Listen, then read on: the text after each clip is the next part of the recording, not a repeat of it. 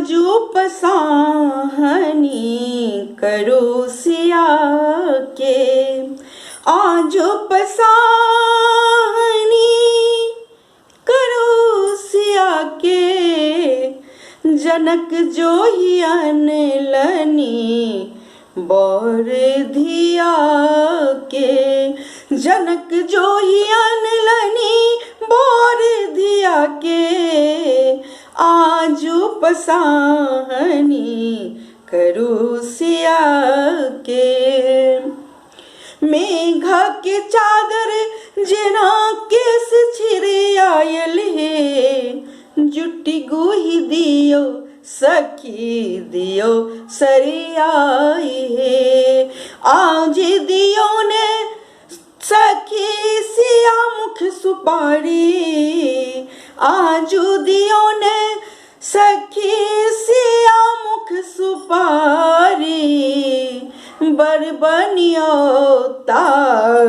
राम धनु धारी, बरबनियो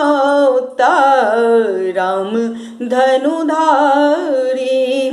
जानी की अंगना में अच सखी मंगल गान है, जानी की अंगना हुए अच सखी मंगल गान है, लौंग सुपारी परसल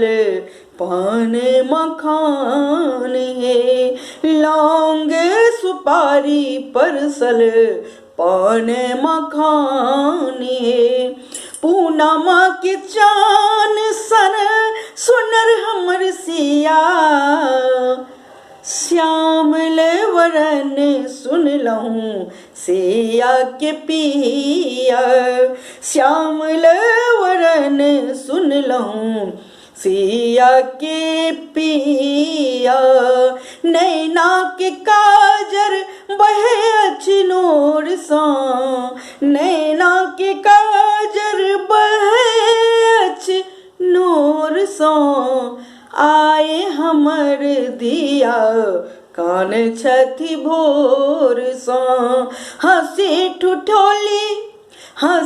ठिठोली को के मन बहलाओ ये, राम के नाम सुनी सिया मुस्काए, सिया के नैना निरखो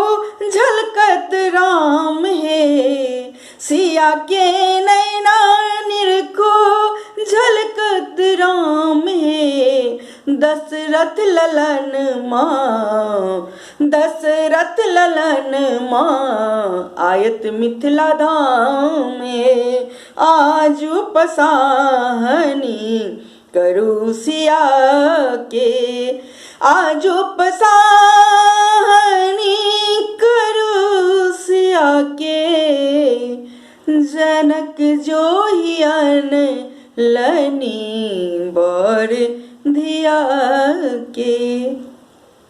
जनक जोहियन लनी बर धिया के, आजू पसाहनी करो सिया